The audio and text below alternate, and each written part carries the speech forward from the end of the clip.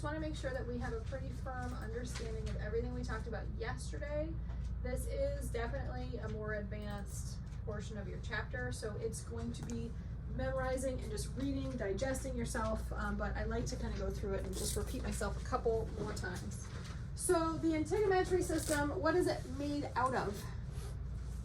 Bones, muscles, Skin. skin. Sorry. Crazy. It was not a trick question. Crazy how that works in skincare school. Right. Okay, so skin. Integumentary system is skin. So when we talk about the skin, how many layers do we have in the skin? Oh, We three. have five. Three. You The have five? epidermis has five. That's right, that's right. Okay, Perfect. okay. All You're right, so we passionate. have our Right. epidermis. A for passion and excitement. What's our middle layer? Dermis. Oh wait, why am I telling Nikki the answer? What's our bottom layer?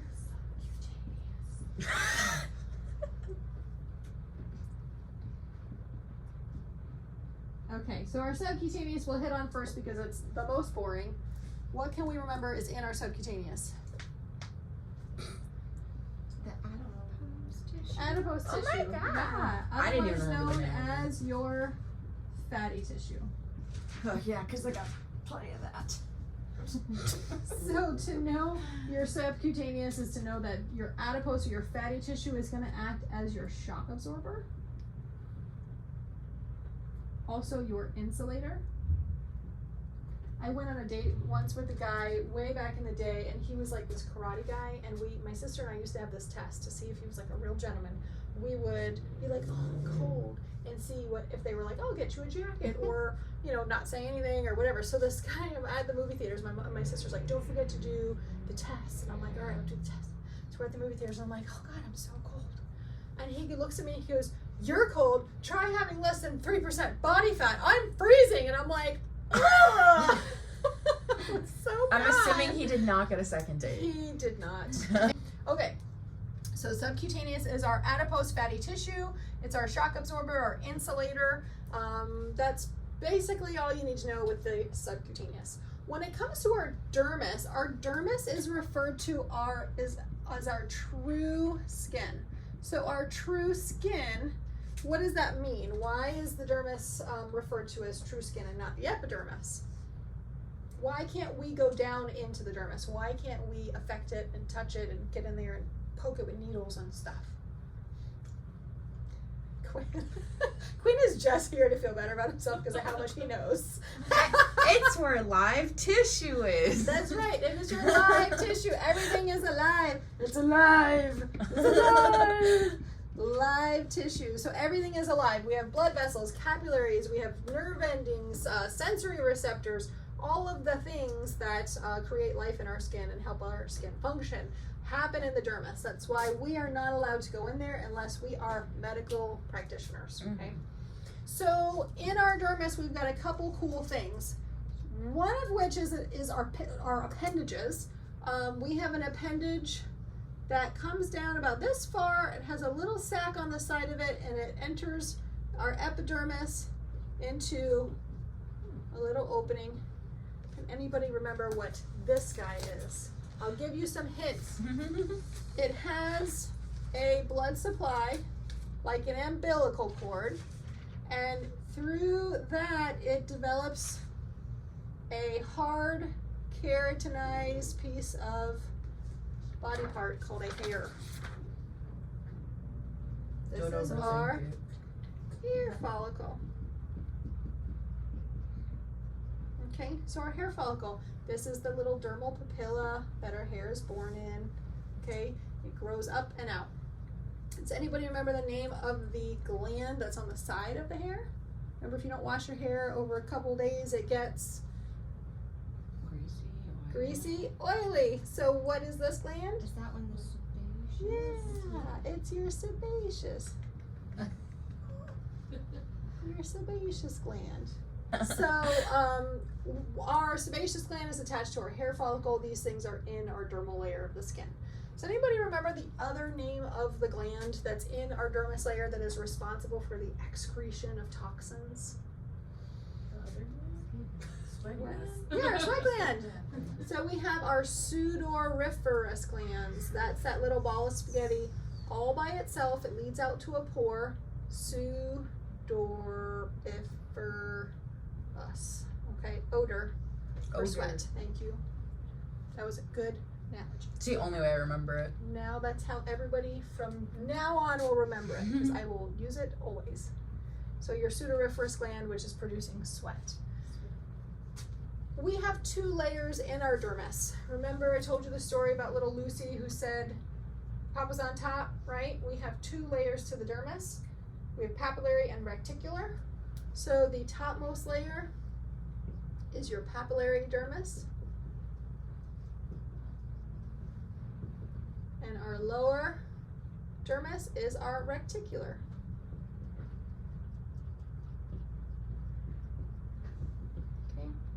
In our papillary dermis, really the only thing of significance is the fact that we have some blood vessels and capillaries that run along our baby cell factory, feeding all the nutrients to the new cell growth.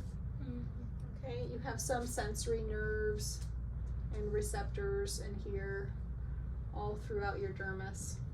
Okay. Your reticular dermis is the most important, because we have our sudoriferous glands, sebaceous glands, hair follicles, we have our blood supply, our blood vessels. We also have something really important, and that is our collagen and our elastin. These are fibrous proteins that run inside of our dermis, and they make up the mattress of our dermal layer. Collagen and elastin. Remember, collagen is going to form your skin's strength, and elastin is responsible for what? Stretching. Your stretch. Yeah. Stretch Armstrong. Your stretch. Okay. So that's your dermis. If you cut yourself, you've hit past your epidermis to your dermis. Okay. Now when we get to our epidermis, we do have the 5 layers. Yay! Yay! And they all do pretty cool things.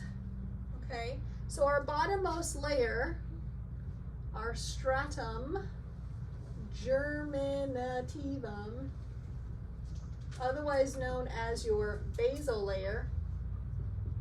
What's going on in here? Does anybody remember?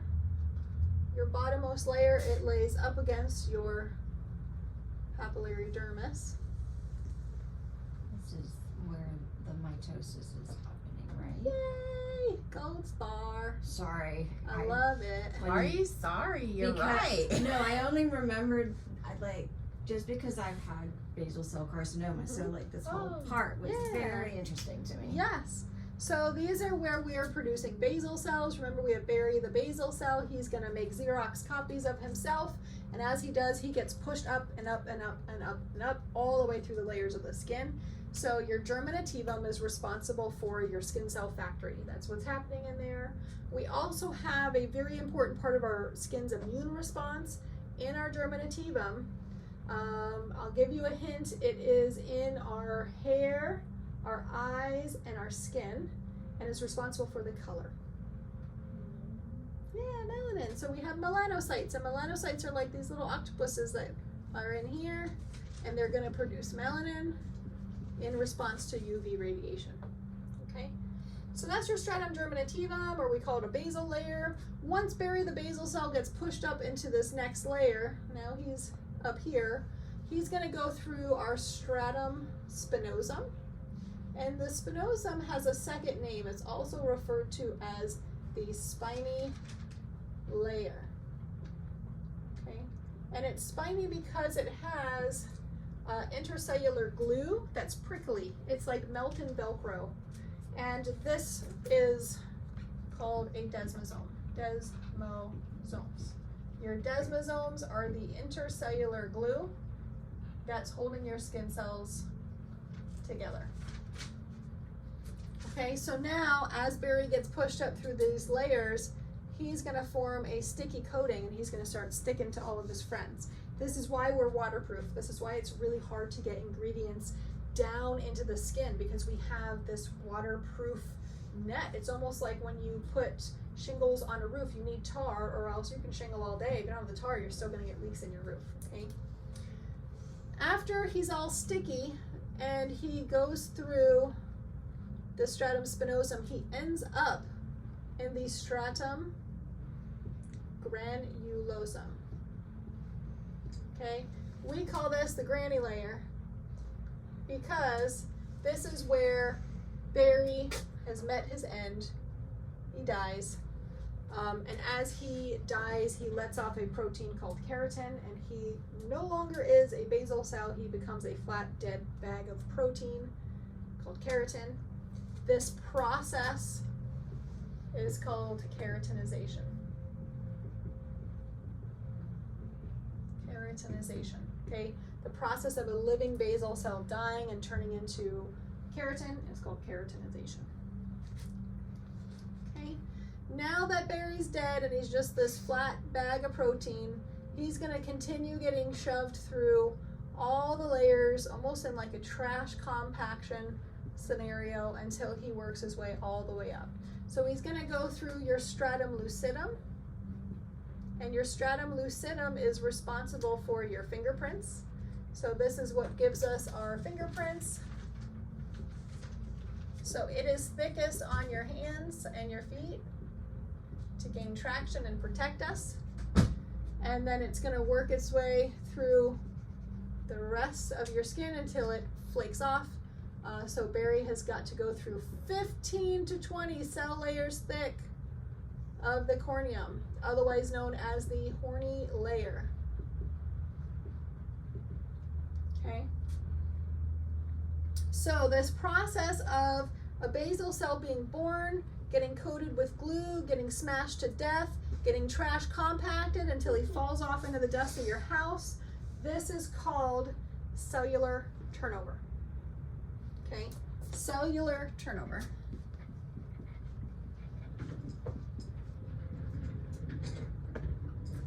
Optimally, this process of cellular turnover should take how long?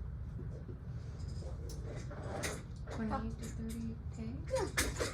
In your book, in one area, it tells you 25 to 30 days. Oh. 28 days is an acceptable amount. Okay. Anywhere in there is just I'm great. thinking them up. All right. So when we're doing facials, this process of cellular turnover is what we're manipulating. It's what we're trying to do. So why is it important to exfoliate? To encourage cellular turnover. Okay. When we take off the suit of armor, our cornea, which is meant to be protecting us, now you're going to signify to Barry's little basal cell factory, we don't have any armor, and now the skin is going to start producing more and more and more.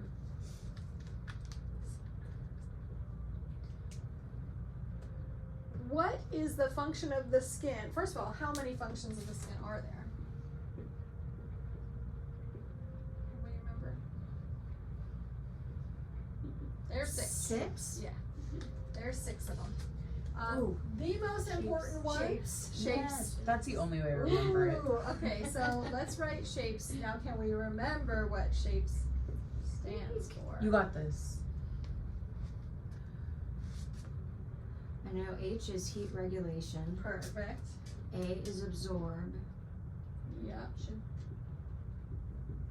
We're halfway there. Protection. Yes. Think about when you touch somebody. Sensory. Yes. Is that right? Sensory. Sensation. Sensation. Yeah. Excretion. Excretion. Yeah. Oh. And What's the one similar to that? Secretion. secretion. Very good. Okay, so obviously sensation is touch, heat, pain, pressure, all the things. Heat regulation happens through vasodilation and also vasoconstriction. Excellent. Okay, absorption, we absorb 3 main ways. Those are the tough ones. Oh, I don't remember them. Wait.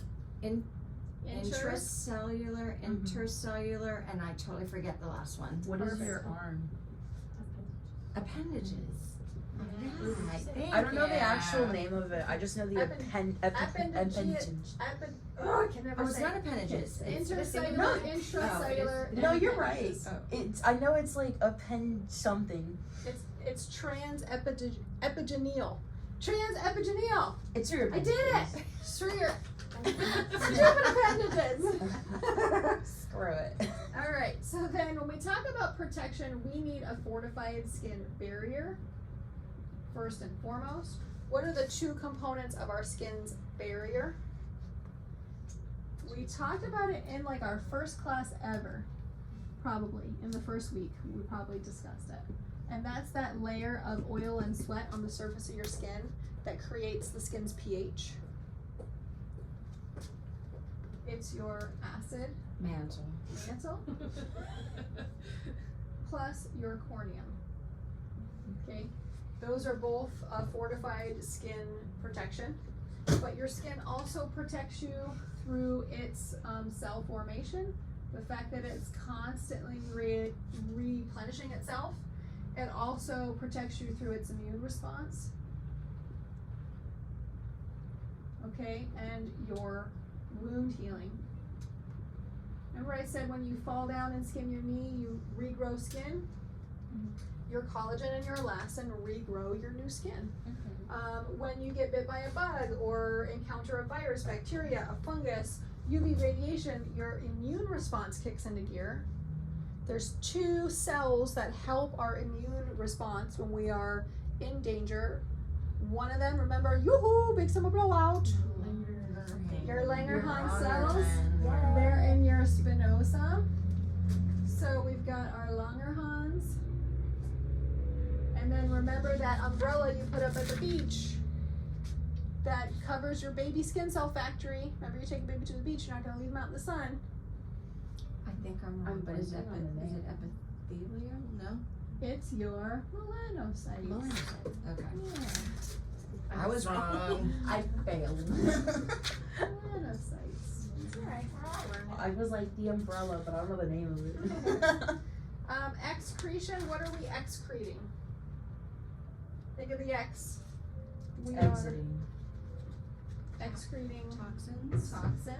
Light. through sweat. Where do we sweat out of? What kind of gland? Close. Odor. Oh, pseudoriferous. Pseudoriferous. Okay. Now, when we secrete, we are secreting what? Sebum out of our Sebaceous. yes. Our sebaceous glands. Done. That's it. You did the whole chapter. 2 chapters. You guys are awesome. Wait. Good job. Picture.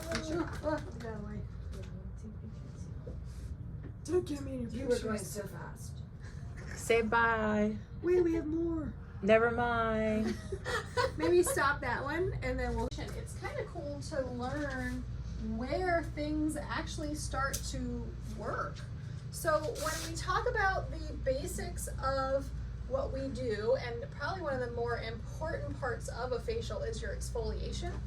So where are we exfoliating when we do a scrub? Well, when we come in and we cleanse, we're trying to strip down the acid mantle as much as we can. Now your skin's kind of soft, permeable, susceptible, open, a little compromised, okay? Now we're gonna come in, and if we do a scrub, if you have a bunch of dead skin here, it might take off the ones that are getting ready to come out. Oh, you wanna say yes? This one is not able to close. Holy frick. I may or may not have hulked it down and killed the curtains. I killed the curtains. Okay. We have to fix the curtains. Nikki, you fix everything. Well, I hope that's better. So then when we get to our scrub, we're probably loosening up some upper layers of dead skin. When we get to the enzyme, we're kind of digesting a little bit of that dead skin that's hanging out on the surface. When we come into a facial and we do a microdermabrasion, Rest in peace. we take off the whole corneum. So now you're down to maybe your lucidum, your granulosum. We've taken off 15 to 20 cell layers thick of skin that's there to protect you. So talk about that cellular turnover process happening. Now you've really freaked out your skin. You have no protection. Remember, your corneum is essential for healthy skin barrier. Your barrier's gone. So that protective response, that immune response, all these things are going to kick into gear. But look, you have a client who came in with hyperpigmentations all the way down here. Is microdermabrasion going to do anything for her? No. It's going to brighten the skin, but it's not going to touch it. Okay. So I want you to kind of keep that in mind, and we'll talk more and more as we go into other levels of exfoliation, and how deep and far down we end up going. So microdermabrasion is such a phenomenal tool for us to use. It's minimally invasive. Can you see okay? Yeah, okay. Minimally invasive. We're going to renew skin tone and texture. There's really no downtime as far as, no peeling, no flaking, no shedding. Will they be a little photosensitive after? Yeah, they need to just kind of keep an eye on their skin. Don't go frying out in the sun. You want to stay out of the sun. We can control how far down that goes. We want to get through the corneum, but if we want to add a peel with it, if we want to add an enzyme with it, you certainly can to make it that much more effective, but now you're going to have to be a little careful, and they're definitely going to have to stay out of the sun for a couple days. And the more you add to your microdermabrasion, the deeper the exfoliation will go. You can control the level of exfoliation with a microdermabrasion in a couple ways. One, grit. We have felt the really gritty tips, we have felt the finer tips. It's just like a nail file. All right, so you have someone who's got really tough skin, who's a smoker from New York, and she hasn't had a facial in 25 years. You could probably use a nice thick grit on her. You have someone who is out in the Florida sun often, maybe has some thinner skin, maybe looser skin. You go for a thinner grit or a smaller grit so that you can have more control. Okay. The other thing you can control is your suction. Remember I told you that story of the class that cranked all the suction up and they all ripped off parts of their faces? You want to make sure that you are not using too much suction, and the indicator should be that it should suck to the skin and you should be able to slide. Suck, slide. It shouldn't just completely slide off the skin. You want the suction, but if you have to hold and pull down like this, it is far too much suction. Okay. The other thing is the number of passes is another way for you to control how deep you go. With your passes, you do one pass, you take a step back, you look. If it's pink and plumped, ready to go, keep going. If it is red, like you just pissed it off, if it's beet red, you want to go ahead and, what happened? I don't know. And timed out. You want to there we go. no longer do any more passes. The other way too is through your pressure. You should not be putting down pressure. You should just let it glide, and your speed. The slower you go, the more suction. It's a little more abrasive. Yeah. When you get good, you're gonna do Microderm in 5 minutes. You're gonna be like, man, I can't even make that last 10 minutes. No, you did 2 legs.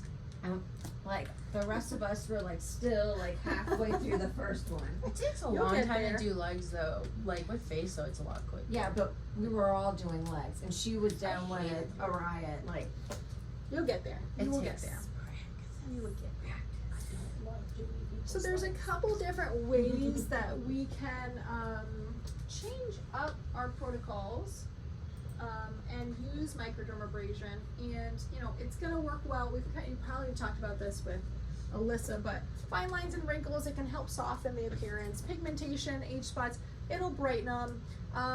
Enlarged pores, it's not going to do much for pores, but it will help with blackheads.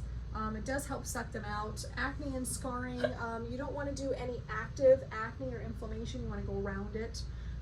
Stretch marks, again, just going to soften any dull looking complexion, uneven skin tone and texture. It's wonderful for them. I do like this for people who haven't had a facial for a long time, because there's no downtime to it, and it's going to brighten and soften their skin. There are a couple different types of Microderm. And the diamond tip is one of them. So you've worked with this, obviously. You've got your different grits, your different tips. Smaller is going to give you more control. Larger is going to cover bigger spaces, so it's wonderful.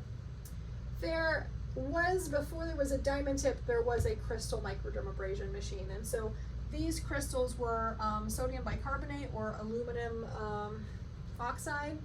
And they're sharp little shards of, either aluminum or zinc, or sodium, I'm sorry. And it would be a little pen. You can kind of see it here. But when you would put it on the skin, the crystals would come in, it would blast the skin, and then they would suck them back up. And what would happen in the sand blasting technique is that you would leave crystals behind. So if you get a chance to watch the video on Lab, she uses a crystal machine. There is nothing like having a sunburn and then trying to wipe sand off of you. That's what a crystal microdermabrasion machine feels like. So you do get quite a different exfoliation experience, but then once you're done ripping the skin to shreds, then you have to take a sponge and wipe off all the excess crystals. It's very messy.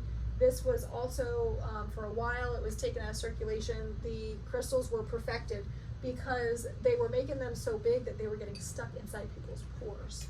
And then people would have like crystals in their skin. So we don't, some people still use it. It is really nice, but it's messy and you can't really combine it with other levels of exfoliation because you've used the crystals. Another form of microdermabrasion is the hydrodermabrasion, which you guys are going to be using really soon. I think next week it's on the docket. What's cool with this is that you're using water and suction. And so in that tip, there's a little water vortex that starts, and so the skin will get sucked up into the tip, and the water vortex will kind of come, and it comes at such a speed that it will knock off dead skin, suck out impurities. It's really fun, really cool. You guys will be doing it next week. And that's what a hydrofacial is? Mm-hmm. Okay. Yeah. Sorry.